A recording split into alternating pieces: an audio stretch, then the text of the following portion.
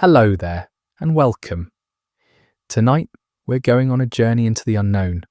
We'll explore the deepest mysteries of our universe, the puzzles that keep scientists awake at night, and the questions that remain unanswered despite decades of research. These aren't just small gaps in our knowledge. These are fundamental mysteries about the very nature of reality itself. Space is vast beyond imagination. It's ancient, complex, and filled with phenomena that challenge everything we think we know. And while we've learned an incredible amount about the cosmos in recent centuries, there are still mysteries so profound that our best scientists can only scratch their heads and admit they simply don't know the answers. So let's dive into these cosmic enigmas together. What are the greatest unsolved mysteries in space? What keeps astronomers and physicists puzzling over their data? And what might these mysteries tell us about the universe we call home? Now, before we begin, please take a moment to like and subscribe, but only if you genuinely enjoy what I'm doing here. Also, leave in the comments where you're tuning in from and what time it is there. It's great to see how these videos connect people from around the world. Now get comfortable, dim the lights, close your eyes if you'd like, let the city noise fade away, and let's dive into these cosmic enigmas together. Let's start with something truly bizarre. Everything you can see around you, everything you've ever touched, every star in the sky, every planet, every galaxy, every single atom in your body, all of it together makes up less than 5% of the universe. Think about that for a moment. Less than 5%. So what makes up the rest? Scientists call it dark matter, and it's one of the most perplexing mysteries in all of science. The story of dark matter begins in the 1930s with an astronomer named Fritz Zwicky. He was studying the Coma Cluster, a group of galaxies bound together by gravity. When he calculated how fast these galaxies were moving, he found something that didn't make sense. They were moving far too quickly. According to the laws of physics, there shouldn't be enough gravitational pull from the visible matter to keep them together. They should have been flung apart long ago. Zwicky suggested there must be some kind of invisible matter providing the extra gravity. He called it dark matter, and for decades, most scientists dismissed the idea. But then, in the 1970s, astronomer Vera Rubin made observations that brought the mystery back into focus. Rubin was studying how galaxies rotate. She expected that stars farther from the galactic center would orbit more slowly, just like planets farther from the sun orbit more slowly. But that's not what she found. Stars at the edges of galaxies were moving just as fast as those near the center. The only explanation? There must be massive amounts of invisible matter surrounding these galaxies, providing the gravitational pull needed to keep those outer stars moving so quickly. Today, scientists estimate that dark matter makes up about 27% of the universe. That's more than 5 times the amount of normal matter. But here's the truly strange part. We have no idea what it is. It's not just matter we can't see with our eyes. It's matter that doesn't interact with light at all. It doesn't emit light, it doesn't absorb light, and it doesn't reflect light. It passes right through ordinary matter as if it weren't even there. The only way we know it exists is through its gravitational effects on things we can see. Scientists have proposed numerous candidates for what dark matter might be. Perhaps it's made of exotic particles that were created in the early universe. Some researchers think it could be made of particles called WIMPs, which stands for weakly interacting massive particles. Others suggest axions, hypothetical particles that are incredibly light but could exist in enormous numbers. There are theories about primordial black holes, remnants from the universe's infancy, that could account for some of the missing mass. Despite decades of searching, we haven't detected any of these particles directly. Deep underground laboratories house incredibly sensitive detectors, waiting for the moment when a dark matter particle might interact with ordinary matter. So far, they found nothing conclusive. What if we're wrong about dark matter entirely? Some scientists have proposed that instead of invisible matter, we might need to modify our understanding of gravity itself. Perhaps gravity behaves differently on cosmic scales than we think. These alternative theories, known as modified Newtonian dynamics or MOND, can explain some observations, but they struggle to account for others. The mystery deepens when we consider how essential dark matter seems to be for the universe we see. Computer simulations suggest that without dark matter, galaxies as we know them couldn't have formed. The dark matter acted as a gravitational scaffold, drawing ordinary matter together in the early universe. So in a very real sense, we owe our existence to something we can't see, can't touch, and don't understand. Dark energy and the accelerating universe. If dark matter sounds strange, prepare yourself for something even more mysterious. There's another invisible component to the universe, and it makes up an even larger portion of everything that exists. Scientists call it dark energy, and it accounts for roughly 68% of the universe. The discovery of dark energy came as a complete shock to the scientific community. In the late 1990s, two teams of astronomers were studying distant supernova, explosions of dying stars. These particular supernovae, called Type Ia supernovae, are useful because they always explode with roughly the same brightness. This makes them excellent cosmic measuring sticks. By comparing how bright they appear from Earth with how bright they actually are, astronomers can calculate how far away they are. Both teams expected to find that the expansion of the universe was slowing down.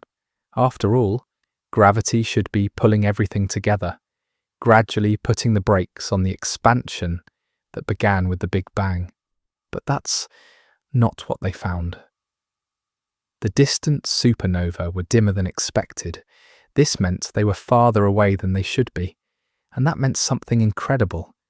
The universe wasn't slowing down at all. It was speeding up. The expansion of the universe was accelerating.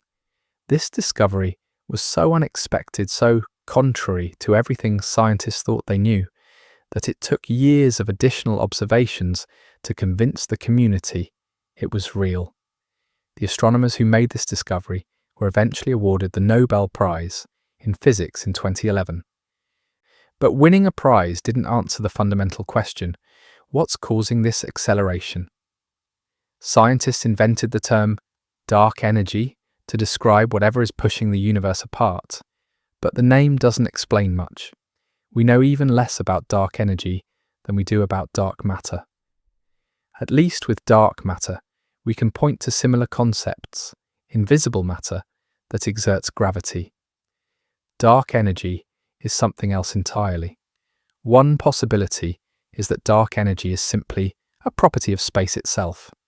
This idea goes back to Einstein, who once added something called the cosmological constant to his equations. He later called it his biggest blunder, but it turns out he might have been onto something.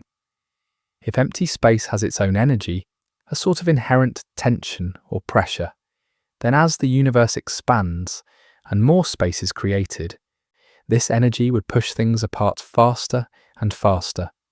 But if dark energy is a property of space, where does it come from?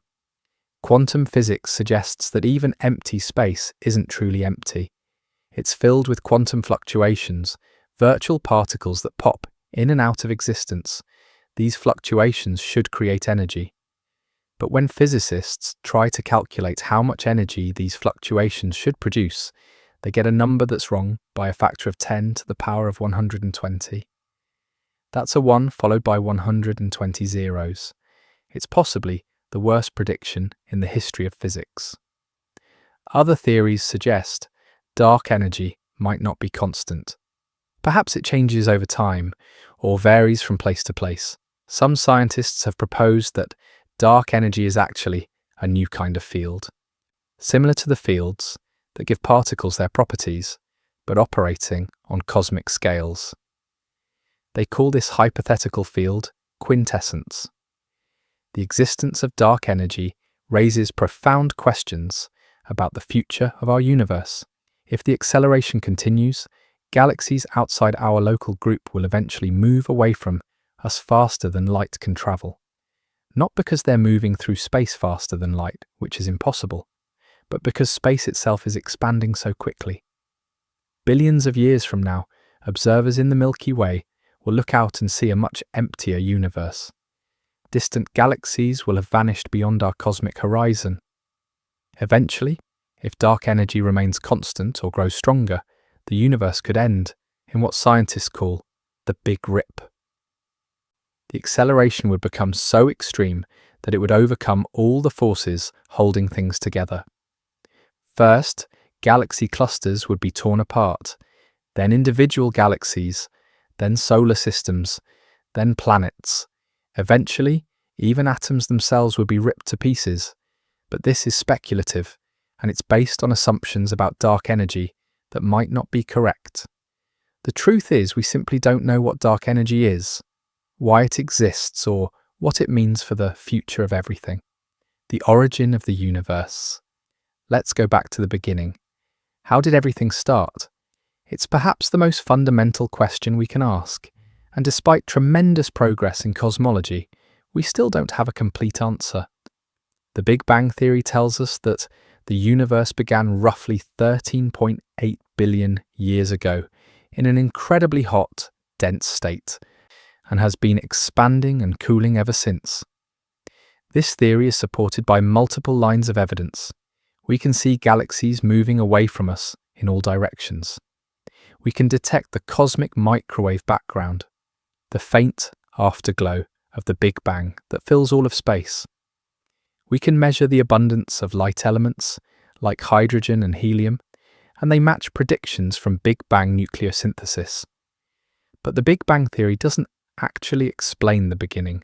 It describes what happened after the universe already existed, but it doesn't tell us what caused the Big Bang, or what, if anything, came before it. When we try to trace the universe back to its absolute beginning, we run into a problem. The laws of physics, as we currently understand them, break down. As we approach what scientists call the Planck time, just 10 to the minus 43 seconds after the Big Bang, space and time become so warped that our equations stop making sense. We need a theory of quantum gravity, a way to unite quantum mechanics with general relativity to describe what happened in those first moments. And we don't have such a theory yet. This leads to deep questions. Did time itself begin with the Big Bang? Or was there something before? The very notion of before the Big Bang might not make sense if time itself started at that moment. It's like asking what's north of the North Pole. The question seems meaningful, but it's based on a misunderstanding of how things work. Some scientists have proposed that our universe might be part of a multiverse, an enormous collection of universes, each with potentially different laws of physics. In this scenario, universes might be constantly budding off from each other in a process called eternal inflation. Our Big Bang would just be one of countless such events, happening somewhere in a vast, perhaps infinite, cosmic landscape. Others suggest the universe might be cyclical. Perhaps it expands and contracts in an endless series of big bangs and big crunches. In this view, there was no true beginning, just an eternal cycle of creation and destruction. Then there's the question of fine-tuning. The laws of physics and the fundamental constants of nature seem remarkably well suited for the existence of complex structures like stars, planets, and life. Change any of these values by even a tiny amount, and the universe would be a very different place. Change them too much, and stars couldn't form, chemistry wouldn't work, and life as we know it would be impossible. Why is the universe this way?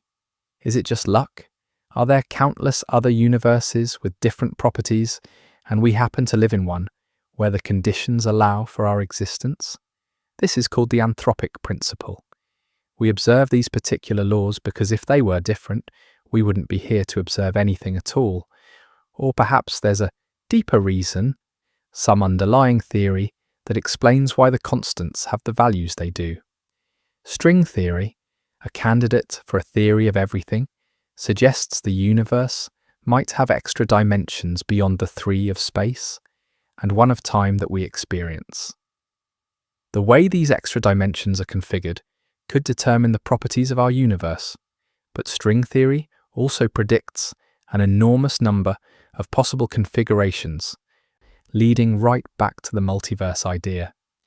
The origin of the universe remains one of the deepest mysteries in all of science. We've learned an incredible amount about how the universe evolved once it existed, but the question of why there is something rather than nothing, why the universe exists at all, remains as mysterious as ever. The black hole information paradox. Black holes are among the strangest objects in the universe. They're regions of space where gravity is so strong that nothing, not even light, can escape once it crosses the event horizon. Our understanding of black holes comes from Einstein's general theory of relativity, which describes gravity as the curvature of spacetime caused by matter and energy. But black holes create a serious problem when we try to combine general relativity with quantum mechanics. This problem is known as the black hole information paradox, and it's been troubling physicists for decades. Here's the issue. In quantum mechanics, information cannot be destroyed. If you know the exact state of a system at one point in time, and you know the laws of physics, you can, in principle, figure out what the system was like in the past or what it will be like in the future. This principle is called unitarity, and it's fundamental to how quantum mechanics works. Now imagine you throw something into a black hole. Maybe it's a book, full of information printed on its pages. According to general relativity, that book crosses the event horizon and eventually reaches the singularity at the center of the black hole, where it's crushed out of existence. The information in the book seems to be lost forever. But wait, it gets more complicated. In the 1970s, physicist Stephen Hawking discovered that black holes aren't completely black.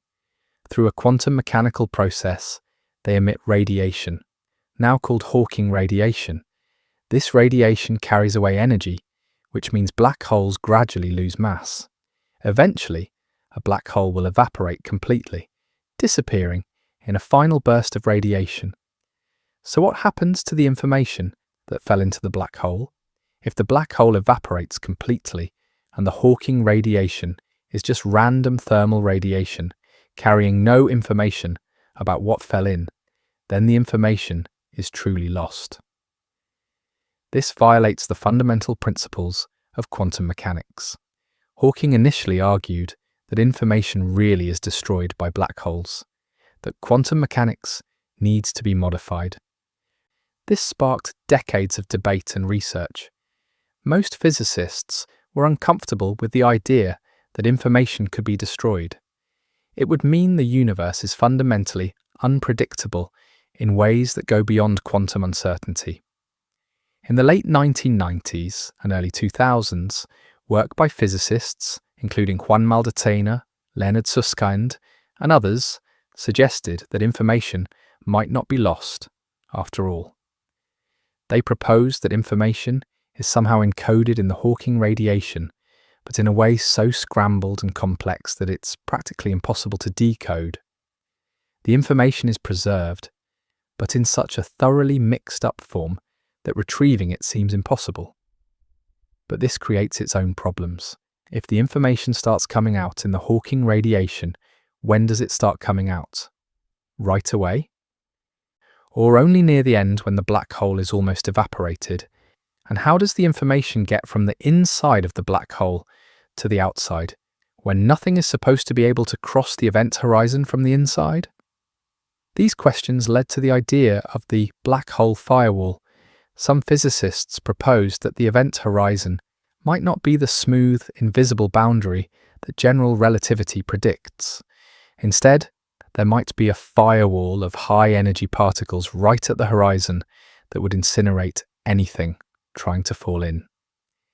This would solve some problems with information, but it contradicts general relativity's prediction that falling into a black hole should feel smooth and uneventful at the event horizon. More recently, Hawking and others suggested that information might be stored not inside the black hole or in the outgoing radiation, but in a sort of hologram on the event horizon itself. This connects to ideas in string theory and quantum gravity about how information in a volume of space might be encoded on its boundary. The truth is, we still don't have a complete answer to the information paradox. The problem lies at the intersection of quantum mechanics and general relativity, two theories that have been extraordinarily successful in their own domains, but that we don't know how to fully reconcile. Solving the information paradox likely requires a complete theory of quantum gravity, which remains one of the holy grails of theoretical physics. What makes this mystery so important isn't just that it's about black holes. It's about the fundamental nature of reality. It's about whether information is truly preserved in our universe, whether the future is determined by the past, and how space and time work at the deepest level. Fast radio bursts. Now let's turn to a mystery that's much more recent, one that scientists only discovered in 2007. These are called fast radio bursts, or FRBs, and they're exactly what they sound like. Brief, intense bursts of radio waves coming from deep space. The first fast radio burst was actually detected in 2001, but it wasn't discovered until 2007, when astronomer Duncan Lorimer and his student David Narkovich were analysing old data from the Parkes radio telescope in Australia. They found a signal that lasted just 5 milliseconds, but in that brief moment it released as much energy as the sun emits in an entire day. At first, scientists weren't sure if it was real. Could it be interference from Earth? Maybe a microwave oven or some other electronic device? But the properties of the signal suggested it came from far outside our galaxy. The radio waves were dispersed, with lower frequencies arriving slightly later than higher frequencies, in exactly the way you'd expect if the signal had travelled through the ionized gas between galaxies. Since that first discovery, astronomers have detected hundreds of these bursts. They happen all the time, all over the sky. Scientists estimate that several thousand fast radio bursts occur every day across the entire sky. But detecting them is incredibly difficult because they're so brief and because we don't know where or when to look. So what causes these mysterious bursts? That's the question that's been puzzling astronomers for years. Most fast radio bursts appear to come from other galaxies, billions of light years away. The amount of energy they release is staggering. Whatever produces them must involve extreme physics. For several years, every detected FRB was a one-time event, making them extremely difficult to study. You'd see a burst and then nothing, ever again from that location. But in 2016, astronomers detected something different. They found an FRB that repeated. The same location in the sky produced multiple bursts over time. This was a game changer because it meant astronomers could point their telescopes at that spot and wait for more bursts, allowing for much more detailed study. The repeating burst was eventually traced to a tiny faint galaxy about 3 billion light-years away. More precisely, it seemed to come from a specific location within that galaxy. This gave scientists their first real clue about what might be causing these bursts. The most popular explanation involves objects called magnetars. These are a special type of neutron star, the incredibly dense remnant left behind when a massive star explodes. A neutron star is so dense that a teaspoon of its material would weigh about 1 billion tons on Earth. Magnetars are neutron stars with extraordinarily powerful magnetic fields, the strongest magnetic fields known to exist anywhere in the universe. The theory is that something happens on or near the surface of a magnetar, perhaps a starquake, where the crust of the star suddenly cracks and shifts, or maybe some kind of explosion or flare in the magnetic field. This could release an enormous burst of energy in the form of radio waves. Some models suggest that the radio burst might be amplified as it passes through clouds of plasma near the magnetar, making it bright enough to see across billions of light years. Support for the magnetar theory came in 2020 when astronomers detected an FRB coming from within our own galaxy. This burst originated from a known magnetar called SGR 1935-2154. It was much weaker than the distant FRBs, but it was also much closer, and when you account for the distance, the energy matched up. For the first time, scientists had caught a fast radio burst in the act, with a clear association to a magnetar.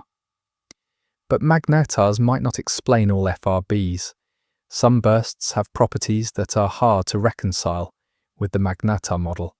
Some repeat regularly, in patterns that seem too periodic to come from random events on a neutron star. One particular FRB, called FRB 18096, seems to follow a 16-day cycle, active for a few days, and then quiet for the rest of the cycle. What could cause such regularity? One possibility is that the magnetar is part of a binary system, orbiting another star or perhaps even another compact object. As it moves around its orbit, the conditions might change in ways that make bursts more or less likely, or perhaps the periodicity isn't in the source itself, but in something that blocks or reveals the signal periodically. Some scientists have proposed more exotic explanations. Could some FRBs come from black holes? When material falls into a black hole, it forms an accretion disk, a swirling maelstrom of superheated matter. Perhaps under certain conditions, this environment could produce radio bursts. Others have speculated about even more unusual sources, like cosmic strings, hypothetical defects in the fabric of space-time itself. And then there are the truly speculative ideas. Could some of these signals be artificial? Could they be some form of communication, or perhaps the byproduct of advanced technology?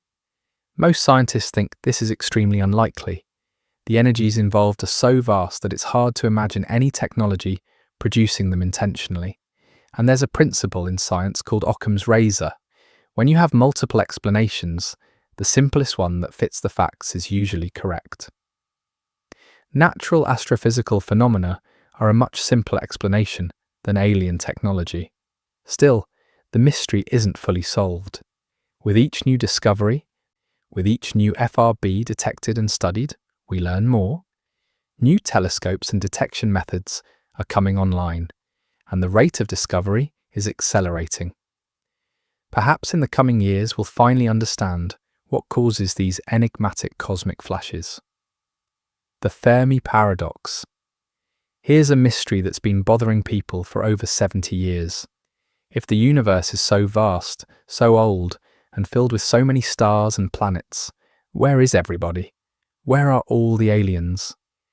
This question is known as the Fermi paradox, named after physicist Enrico Fermi, who famously asked, "Where are they?" during a lunch conversation in 1950. The paradox arises from the apparent contradiction between the high probability that extraterrestrial civilizations should exist and the complete lack of evidence for them. Let's think about the numbers. Our galaxy, the Milky Way, contains somewhere between 100 and 400 billion stars. Many, probably most of these stars, have planets. Recent discoveries have shown that planets are incredibly common. The Kepler Space Telescope alone found thousands of planets orbiting other stars, and that was just looking at a tiny patch of sky. Many of these planets are in what astronomers call the habitable zone, the range of distances from a star where liquid water could exist on a planet's surface. And we know that life arose on Earth relatively quickly in geological terms, within the first billion years or so of the planet's existence. This suggests that life might be fairly easy to start, given the right conditions. If even a tiny fraction of planets develop life, and if even a tiny fraction of those develop intelligent life, and if even a tiny fraction of those develop technology and become spacefaring civilizations, there should still be thousands or millions of technological civilizations in our galaxy alone. And some of those civilizations could be millions or even billions of years older than ours. Think about how far humanity has come in just a few thousand years of civilization, or even just the last century of rapid technological development. What could a civilization do with 1 million years of advancement? Even without faster-than-light travel, which might be impossible, a civilization could spread throughout the galaxy using relatively slow spacecraft, building colonies on new worlds, which then send out their own colonies. Computer models show that even traveling at a small fraction of light speed, a civilization could colonize the entire galaxy in just a few million years, which is nothing on cosmic timescales. So if such civilizations exist, or have existed in the past, we should see signs of them. We should detect their radio signals or other communications. We should see evidence of their engineering projects, massive structures or artificial signatures in the atmospheres of planets. We should have been visited, or at least we should find probes that were sent to explore the galaxy, yet we see nothing. We hear nothing. We are, as far as we can tell, alone. This is the Fermi paradox, and scientists have proposed dozens of possible solutions to it. Perhaps we're early. Maybe we're among the first intelligent civilizations to arise in the universe. The universe is only about 14 billion years old, and the first generations of stars didn't have the heavy elements needed to form planets like Earth. Perhaps the universe only recently became old enough for civilizations like ours to develop, and there simply hasn't been time yet for a spacefaring civilization to spread across the galaxy. Or perhaps life is rarer than we think. Maybe the jump from chemistry to life, or from simple life to complex life, or from complex life to intelligence, is so unlikely that it hardly ever happens. This is sometimes called the rare Earth hypothesis. While there might be millions of planets with the right conditions, perhaps Earth had an unusual combination of circumstances that made complex life possible. Maybe intelligence itself is rare. Evolution doesn't necessarily favour intelligence. Being smart uses a lot of energy, and for most of Earth's history, life got along just fine without developing human-level intelligence. Perhaps the particular evolutionary path that led to humans is so unlikely that it almost never happens elsewhere. There's also what's called the Great Filter hypothesis.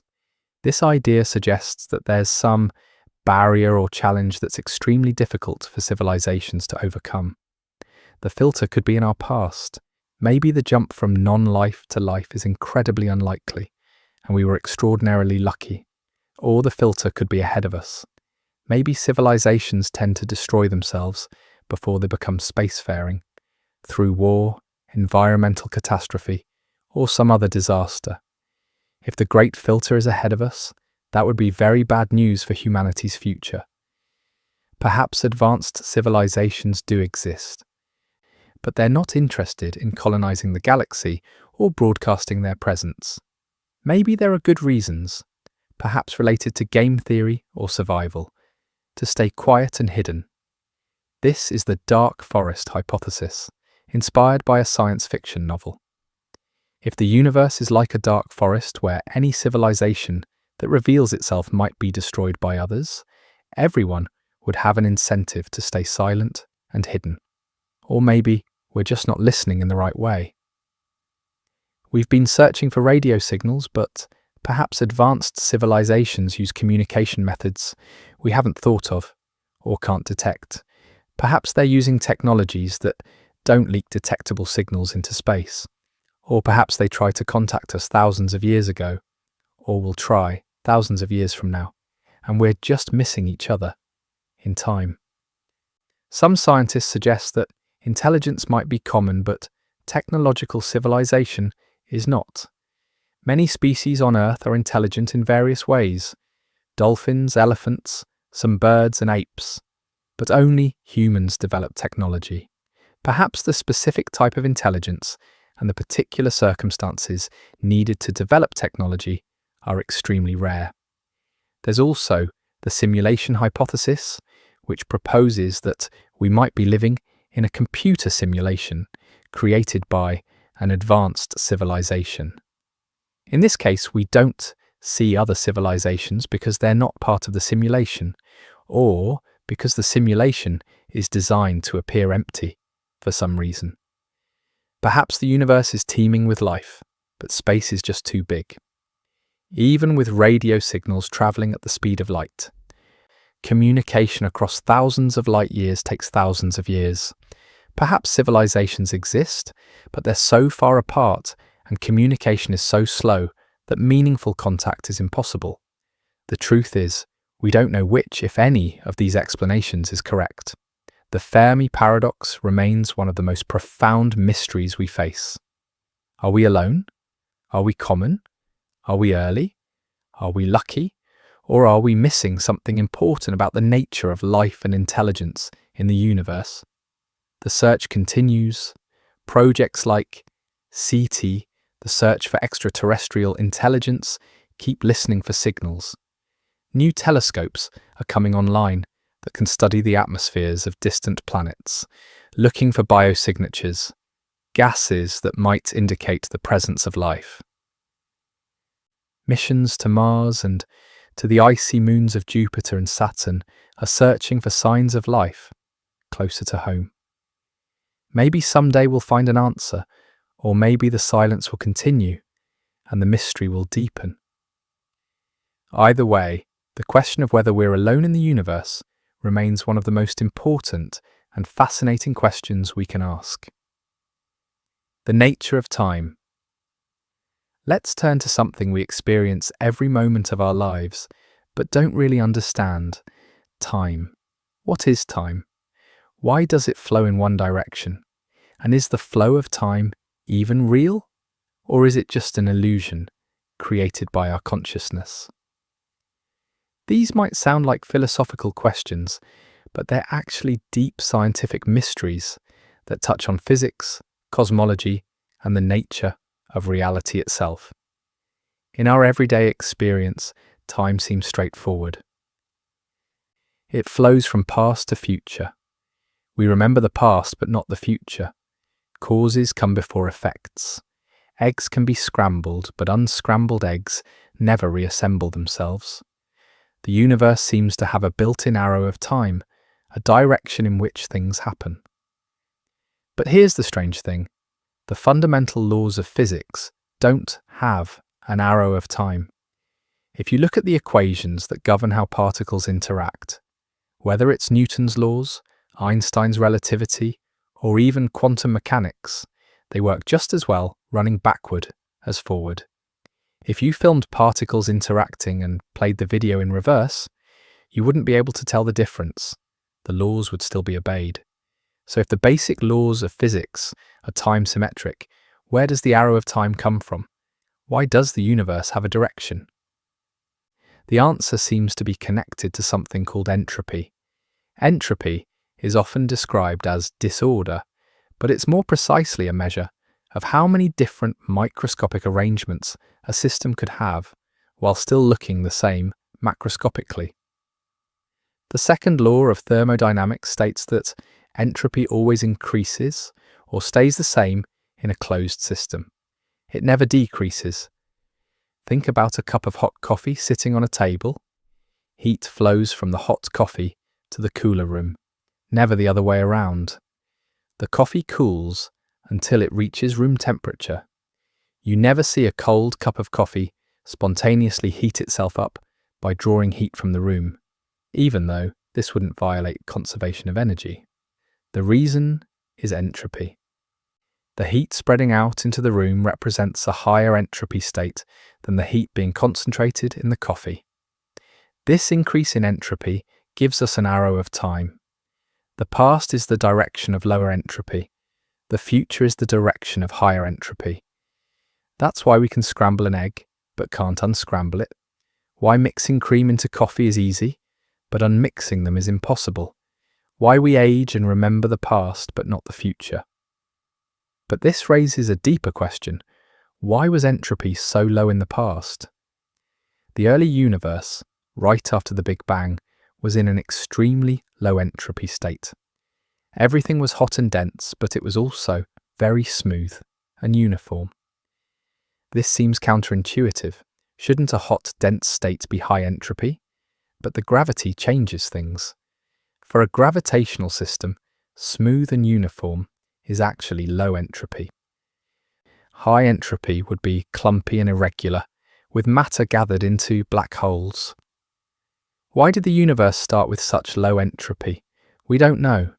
This is sometimes called the problem of the past hypothesis.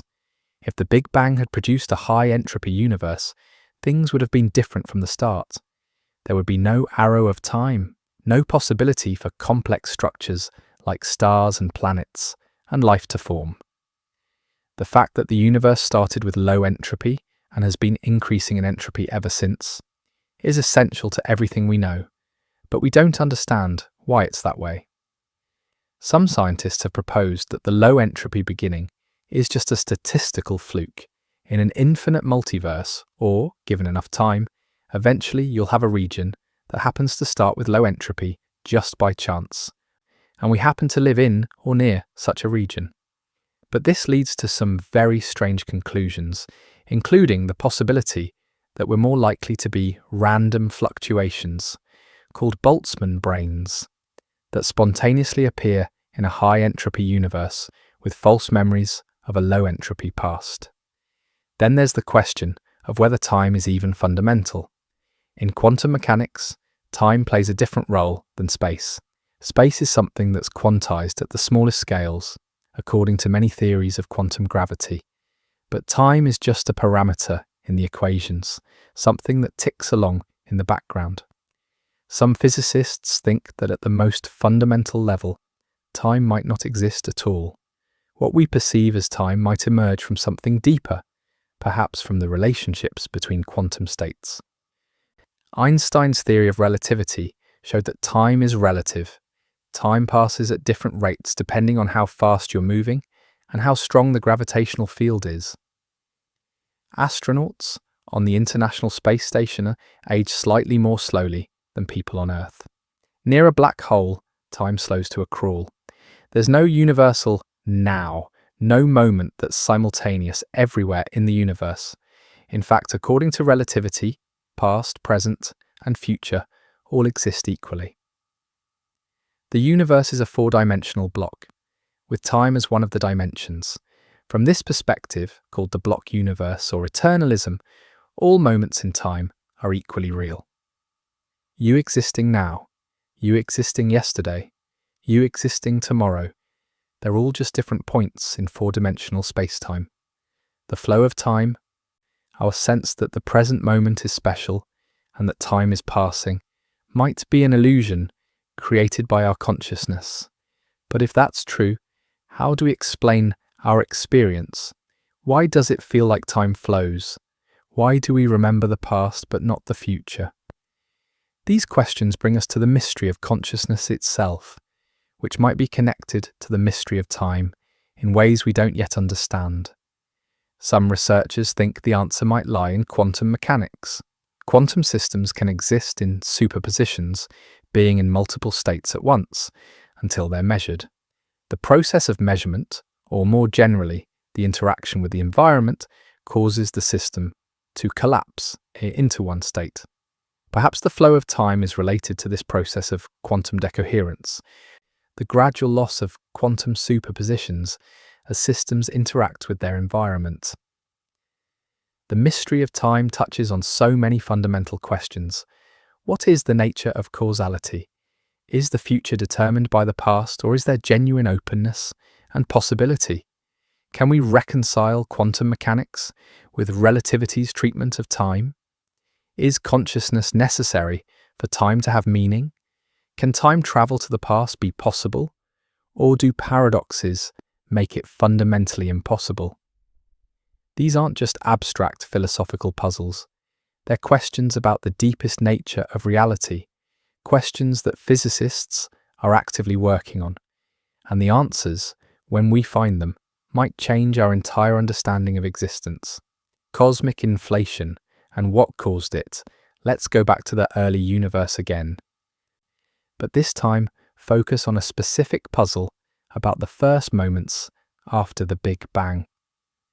When astronomers look at the cosmic microwave background, the faint radiation left over from when the universe was just 380,000 years old, they see something remarkable. The temperature is almost exactly the same in every direction they look.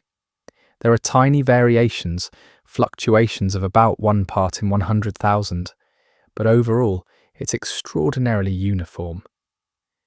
This seems natural at first. Maybe the early universe was just uniform. But there's a problem. According to standard Big Bang theory, different regions of the observable universe were never in contact with each other. Light, which travels at the fastest speed possible, wouldn't have had enough time to travel between distant regions. So how did these regions all end up at the same temperature? How did they know to be in equilibrium with each other if they couldn't exchange information? This is called the horizon problem, and it puzzled cosmologists for decades. There's also the flatness problem. The geometry of space can be curved in different ways. It could be positively curved, like the surface of a sphere, or negatively curved, like a saddle, or it could be flat, like a sheet of paper. Observations show that our universe is flat or extremely close to it. But here's the strange part. For the universe to be flat today, it had to be extraordinarily, precisely flat in the early universe. The slightest deviation from perfect flatness would have grown exponentially over time. The fact that the universe is still flat after nearly 14 billion years means the initial conditions had to be fine-tuned to an absurd degree, accurate to something like 1 part in 10 to the 60th power. Why should the universe start out so precisely flat? It seems like an incredible coincidence. In 1980, physicist Alan Guth proposed a solution to both of these problems. He suggested that the universe went through a brief period of exponential expansion in its first moments, growing by an enormous factor in a tiny fraction of a second. This period is called cosmic inflation. During inflation, the universe doubled in size over and over again, perhaps 60 or 70 times in total, in less than a trillionth of a second. The entire observable universe, everything we can see in any direction, would have started as a region smaller than an atom. This tiny region was in thermal equilibrium, which solves the horizon problem. Then inflation stretched it out to cosmic scales. Inflation also solves the flatness problem. Think about the surface of a balloon. When it's small, the curvature is obvious, but if you inflate it to an enormous size, a small patch of the surface looks flat. The same thing happens with the universe. Whatever curvature space had before inflation, the expansion stretched it out so much that space appears flat. But inflation does more than just solve these problems. It also explains where the structure in the universe comes from. Quantum fluctuations, tiny random variations at the subatomic scale, would have been stretched by inflation to cosmic sizes. These fluctuations became the seeds for galaxies and galaxy clusters.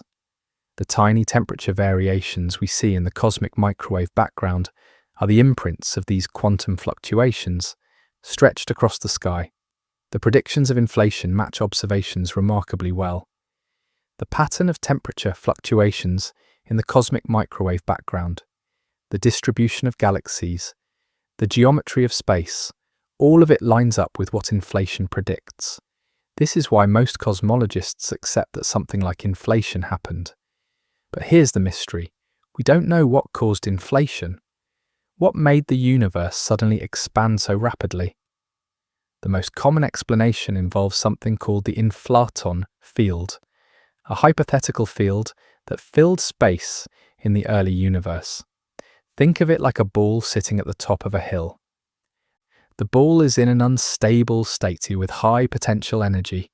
When it starts rolling down the hill, that energy is released. In this analogy, the inflaton field is the ball. At first, it's in a high energy state. This energy causes space to expand exponentially. Then the field rolls down to a lower energy state, inflation ends, and the energy of the inflaton field is converted into matter and radiation, heating the universe back up. This is called reheating. But what is the inflaton field? We've never detected it. We don't know what particle it corresponds to, if any. We don't know what physics governs its behavior. There are dozens of different models of inflation, each making slightly different predictions, and we don't know which one, if any, is correct. Some models predict that inflation, once it starts, never completely ends. In some regions of space, it stops, creating pocket universes like ours. But in other regions, it continues forever, and those regions spawn their own pocket universes. This is called eternal inflation, and it leads naturally to the multiverse idea we mentioned earlier. If this is true, our universe is just one bubble in an infinite foam of universes. Different models of inflation also make different predictions about gravitational waves.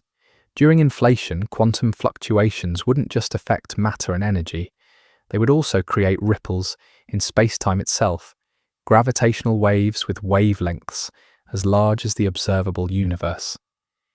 These primordial gravitational waves would leave a particular signature in the cosmic microwave background, a pattern in the polarization of the light. Scientists have been searching for this signature for years. In 2014, a team working with the BICEP 2 telescope announced they had found it, which would have been one of the most important discoveries in cosmology. But further analysis showed that what they detected was probably contamination from dust in our own galaxy. The search continues, but so far, the signal hasn't been conclusively detected. Without direct evidence of the inflaton field or primordial gravitational waves, we can't be completely certain that inflation happened, at least not in the way we think it did. There are alternative theories. Some physicists have proposed ideas like the cyclic model, where the universe goes through repeated cycles of expansion and contraction, with something like a bounce instead of a big bang. Others have suggested modifications to gravity that could explain observations without needing inflation. The stakes are high because inflation connects to some of the deepest questions in physics. If eternal inflation is real, it means we live in a multiverse with infinitely many universes, each potentially with different laws of physics. This would make some questions about our universe, like why the constants of nature have the values they do, potentially unanswerable in a traditional scientific sense. On the other hand, if we could identify the inflaton field, if we could detect primordial gravitational waves and measure their properties, we'd be seeing direct evidence of physics at energy scales far beyond anything we can create in particle accelerators. We'd be learning about the universe when it was a fraction of a second old, when temperatures and energies were close to the limits of what's physically possible. The mystery of what caused inflation, what the inflaton field is, and whether eternal inflation is real remains one of the most important unsolved problems in cosmology. The answers will tell us not just about the first moments of our universe, but potentially about the nature of reality itself, the great attractor and dark flow. Here's a cosmic mystery that's literally pulling us in a new direction. Our galaxy, along with thousands of others, is being drawn towards something massive, something we can't fully see. It's called the Great Attractor, and it's one of the most massive structures in the nearby universe. Let me explain how we know about it. When astronomers measure the motion of our galaxy through space, they expect to see the expansion of the universe carrying us away from other galaxies. Edwin Hubble discovered in the 1920s that distant galaxies are moving away from us, and the farther away they are, the faster they're moving. This is the expansion of the universe. But when we measure our own galaxy's motion precisely, something doesn't add up. We're not moving exactly as we should based on the expansion alone. We have what's called a peculiar velocity, an extra motion on top of the universal expansion. We're moving at about 600 kilometers per second in a particular direction toward a region in the sky near the constellation Centaurus. What's pulling us? At first, astronomers thought it might be a particularly massive cluster of galaxies, and there is a massive cluster in that direction called the Norma cluster. But as observations improved, it became clear that even the Norma cluster isn't massive enough to account for our motion. There had to be something even bigger. That something is the Great Attractor. It's a gravitational anomaly, a region of space with far more mass than we can see in visible light. The problem is that it lies in what astronomers call the zone of avoidance, a region of the sky obscured by the plane of our own Milky Way galaxy. All the dust and stars in our galaxy's disk block our view, making it extremely difficult to see what's there. Using X-ray and infrared observations, which can penetrate dust better than visible light, astronomers have pieced together a picture. The Great Attractor seems to be at the center of a massive structure called the Laniakea supercluster. This is a huge collection of galaxy clusters, including our own local group, the Virgo cluster, and many others. The total mass is something like 100,000 trillion times the mass of our Sun. But that's not the end of the story. As observations improved further, astronomers discovered that the Great Attractor itself is being pulled by something even larger, the Shapley supercluster, which lies beyond the Great Attractor and contains tens of thousands of galaxies. And then things got even stranger. In 2008, a team of astronomers led by Alexander Kashlinsky analysed the motion of galaxy clusters across a large region of space. They found that hundreds of galaxy clusters were all flowing in the same direction at high speeds, much faster than the expansion of the universe would predict. This motion couldn't be explained by any known structures in the observable universe. They called this phenomenon dark flow, and if it's real, it might indicate the gravitational influence of something outside our observable universe entirely. Perhaps there are enormous structures, supermassive collections of matter, beyond the cosmic horizon, pulling on the galaxies we can see. Or perhaps dark flow is evidence of something even stranger, maybe related to the structure of space itself, or to physics we don't understand. Not everyone agrees that dark flow exists. Some scientists think it might be an artifact of how the data was analysed, or contamination from other sources. The cosmic microwave background, for example, has its own motion relative to us, and subtracting that effect properly is crucial. Additional studies have given conflicting results, with some supporting dark flow and others finding no evidence for it. The controversy highlights a challenge in modern cosmology. We're trying to measure incredibly subtle effects, motions that are small compared to the expansion of the universe, across vast distances. The data is noisy, the analysis is complex, and different teams sometimes reach different conclusions. What makes the Great Attractor and dark flow so intriguing is what they reveal about the large-scale structure of the universe. We often think of the universe as smooth and uniform on large scales, and it is to a first approximation.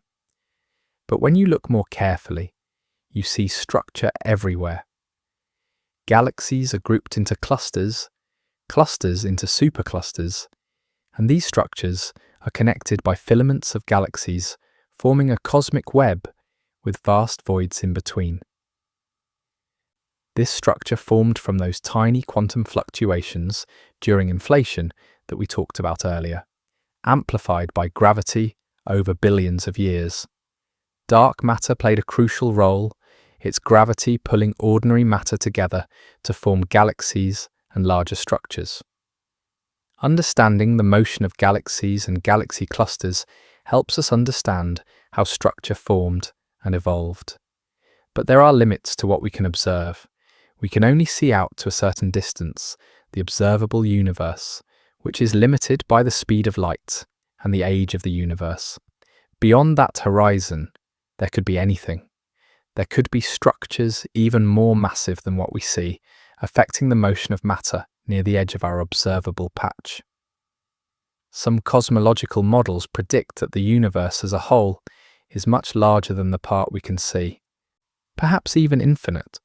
In that case, it's entirely possible that there are concentrations of matter beyond our horizon that we can't see directly, but that exert gravitational influence on what we can see. The mystery of the great attractor and dark flow reminds us that despite all we've learned about the universe, there are still fundamental aspects of cosmic structure and motion that we don't fully understand. We're like sailors in ancient times, mapping coastlines while suspecting that vast continents lie beyond the horizon. What else is out there, pulling and pushing on the matter we can observe? We're still working to find out. The lithium problem. Here's a mystery that sounds technical, but cuts to the heart of how the universe works. It involves the lightest elements in the periodic table and a discrepancy between what we predict and what we observe. Scientists call it the lithium problem, and despite decades of research, we still haven't solved it. Let me explain. In the first few minutes after the Big Bang, the universe was hot and dense enough for nuclear fusion to occur. Protons and neutrons combined to form the nuclei of the lightest elements: hydrogen, helium, and tiny amounts of lithium and beryllium. This process, called Big Bang nucleosynthesis, lasted only about 20 minutes before the universe cooled too much for fusion to continue. We can calculate exactly how much of each element should have been created. The predictions depend on things like the density of ordinary matter in the universe, the expansion rate, and the laws of nuclear physics. And here's the remarkable thing. For most elements, our predictions match observations beautifully. The universe should be about 75% hydrogen and 25% helium by mass, with tiny traces of other elements. That's exactly what we observe in old stars and gas clouds. The agreement is so precise that Big Bang nucleosynthesis is considered one of the strongest pieces of evidence for the Big Bang theory. But there's a problem with lithium, specifically lithium-7. According to our calculations, a certain amount of lithium-7 should have been created in the early universe. But when astronomers measure the amount of lithium in the older stars, stars that formed from primordial gas and haven't created much lithium through their own nuclear reactions, they find only about a third of what the theory predicts. Where did the lithium go? This isn't a small discrepancy, it's a factor of 3, and it persists no matter how carefully we do the calculations or how precisely we make the measurements. Some stars have even less lithium than expected, and a few have none that we can detect at all. Several explanations have been proposed. Maybe the lithium was destroyed somehow after the stars formed. Stars have convective zones where material circulates, and if lithium from the surface gets pulled deep into the star's interior, where temperatures are high enough, it could be destroyed by nuclear reactions. But models of stellar structure and evolution suggest this shouldn't account for such a large deficit, at least not in all types of old stars. Maybe our observations are wrong. Measuring lithium in stars is tricky. It requires high-resolution spectroscopy, analysing the starlight to see the specific wavelengths absorbed by lithium atoms in the star's atmosphere. Perhaps there's some systematic error in how these measurements are done, but many independent studies using different telescopes and methods all find the same deficit. It seems unlikely they're all wrong in the same way. Perhaps the problem is with our calculations of Big Bang nucleosynthesis. Maybe there's some physics we don't understand about how nuclei behave at the temperatures and densities present in the early universe. But the calculations use well-tested nuclear physics, and the same calculations correctly predict the abundances of hydrogen, helium, and other isotopes. Why would they fail only for lithium-7? Some physicists have proposed more exotic solutions. Maybe there was something unusual about the early universe that we don't account for in standard models. Perhaps the expansion rate was different than we think, or maybe there were more or fewer types of neutrinos affecting the nuclear reactions. Or perhaps some kind of exotic particle decayed at just the right time to change the lithium abundance. A related mystery involves lithium-6, a lighter isotope of lithium. Some old stars show higher amounts of lithium-6 than expected. Unlike lithium-7, which could be destroyed in stars, lithium-6 is even more fragile. It's very hard to explain how stars could create lithium-6 without creating other elements that we don't observe. Where did it come from? One intriguing possibility is that the lithium problem is telling us something fundamental about the early universe. Perhaps there's physics beyond the standard model of particle physics involved. Some theories propose new particles or forces that could have affected element formation in ways we don't currently account for. Or maybe the problem is more local. Perhaps something happened in our galaxy or in the environments where these old stars formed that destroyed lithium. Cosmic rays, high-energy particles streaming through space, can break apart atomic nuclei. Maybe there was a period of intense cosmic ray bombardment in the early galaxy that destroyed lithium before it could be incorporated into stars. The lithium problem might seem like a minor technical issue, a small discrepancy in the abundance of one element. But in science, anomalies like this often lead to important discoveries. When observations don't match predictions, it usually means we're missing something important. The precision of Big Bang nucleosynthesis is one of the triumphs of modern cosmology. The fact that we can calculate what happened in the first 20 minutes of the universe's existence and have those calculations match observations of ancient starlight is extraordinary. But the lithium problem tells us our understanding isn't complete. There's still something we're missing, something about the early universe or stellar physics or both that we don't fully grasp. Scientists continue to work on this puzzle. New observations of old stars, better models of stellar evolution, and more precise calculations of nuclear reaction rates might provide the answer. Or we might need genuinely new physics. Either way, solving the lithium problem will teach us something important about the universe. Rogue planets and nomad worlds. Most planets orbit stars. That's what we expect. And it's what we see when we look at our own solar system or when we detect exoplanets around other stars. But there's something strange wandering through the darkness of space. Planets with no star at all. Scientists call them rogue planets, and they might be far more common than anyone imagined. How do we know about these lonely worlds? After all, planets don't produce their own light. A planet without a star nearby is almost impossible to see directly. We've mostly detected them through a phenomenon called gravitational microlensing. When a massive object passes in front of a more distant star, its gravity bends the star's light, briefly making it appear brighter. By studying these microlensing events, astronomers can infer the mass of the object that caused the lensing. Some of these lensing events are caused by objects that are clearly too massive to be stars, but too small to be stars themselves. They're planet-sized, but they're not orbiting anything. They're drifting freely through the galaxy. The first confirmed rogue planet was detected in 2011, but we've found many more since then. And here's the startling part. Some estimates suggest there might be billions of these objects in our galaxy alone, possibly outnumbering stars.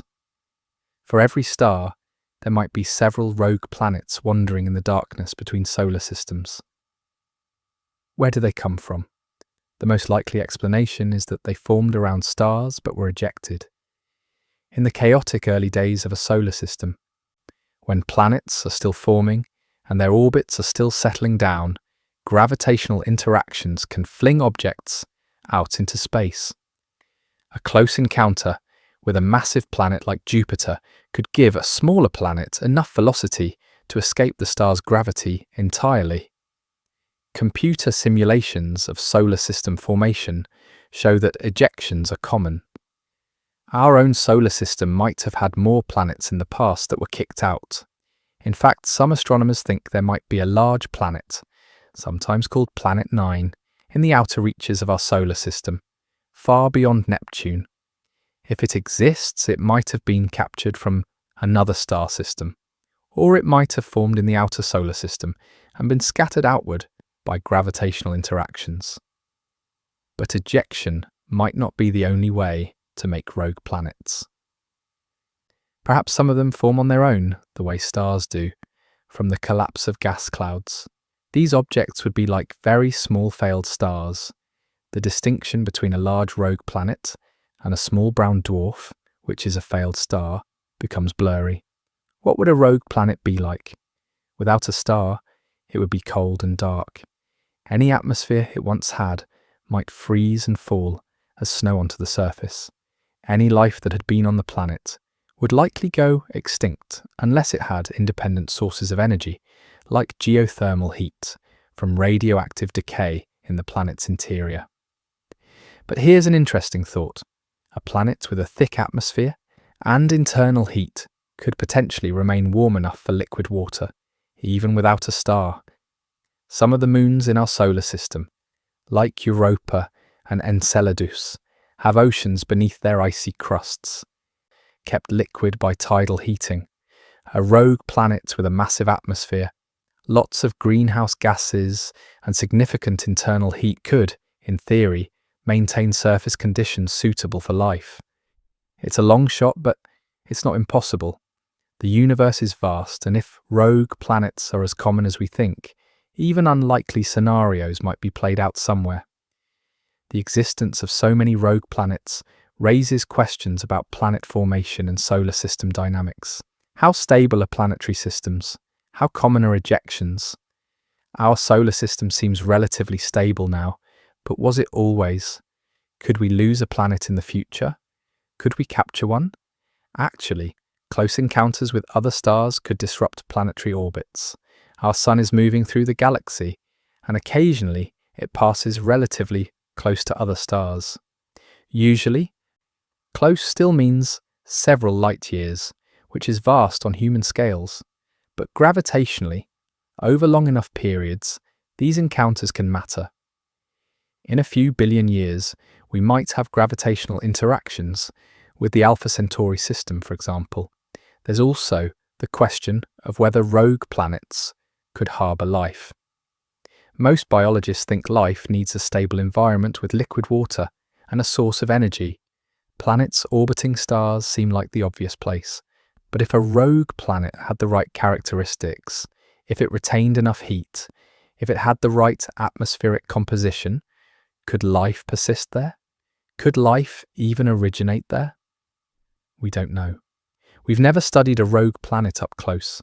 They're so faint and so far away that detecting them is challenging enough, let alone characterizing them in detail. But future telescopes, particularly infrared telescopes that can detect heat, might be able to find rogue planets and study their properties. The Roman Space Telescope, planned for launch in the mid-2020s, will conduct a large microlensing survey that should detect many more rogue planets. We'll get a better sense of how common they are and what range of masses they have. Perhaps we'll even find one close enough to study in detail. The idea that there are planets drifting through the void between the stars, dark worlds with no sun, is both haunting and fascinating. They're reminders that the universe is stranger and more varied than our everyday experience suggests. Most of space is empty, true, but scattered through that emptiness are these nomad worlds, following their lonely paths through the galaxy. Conclusion. We've journeyed through some of the greatest mysteries that science has yet to solve. From the invisible dark matter and dark energy that make up most of the universe, to the origin of existence itself. From the information paradox at the heart of black holes, to the brief, brilliant flashes of fast radio bursts. From the eerie silence of the Fermi paradox to the flowing arrow of time that structures our existence. Each of these mysteries represents a gap in our understanding, a place where our theories end and the unknown begins. But they're not failures of science. They're opportunities. They're questions that drive research forward, that inspire new ideas and new experiments. Science is not a collection of finished facts. It's an ongoing process of discovery. Every answer leads to new questions. Every mystery solved reveals deeper mysteries beneath, and that's exactly how it should be. The universe is vast, ancient, and complex beyond imagination. We've learned so much, but there's so much more we don't know. We don't know what dark matter is. We don't know why the universe is accelerating. We don't know how the Big Bang began, or whether there are other universes beyond our own. We don't know if we're alone in the cosmos. We don't fully understand time or consciousness, or the quantum nature of reality. But we're working on it. Thousands of scientists around the world are gathering data, building theories, conducting experiments, and pushing the boundaries of human knowledge. New telescopes are revealing the distant universe in unprecedented detail. Particle accelerators are probing the fundamental nature of matter. Spacecraft are exploring our solar system and beyond. Some of these mysteries might be solved in our lifetimes. Others might take centuries. Some might be fundamentally unsolvable. Questions that push against the limits of what we can know, but the pursuit itself is worthwhile. The act of asking questions, of seeking to understand the universe, is part of what makes us human. Every time you look up at the night sky, you're seeing ancient light from distant stars. You're looking at a universe filled with mysteries, a cosmos that challenges us to understand it. Some of those tiny points of light are hiding black holes. Others are surrounded by planets we've never seen. The space between them is filled with dark matter, pulled by dark energy toward an unknown future. And somewhere in all that vastness, on a small blue planet orbiting an ordinary star, curious minds are working to figure it all out. We're asking questions, building theories, and slowly, piece by piece, expanding the boundary between the known and the unknown. The mysteries remain for now, but the search continues, and that search is one of humanity's greatest adventures. Thank you for joining me on this journey through the cosmos. Keep looking up, keep asking questions, and remember, the universe is far stranger and more wonderful than we ever imagined, and there's still so much more to discover.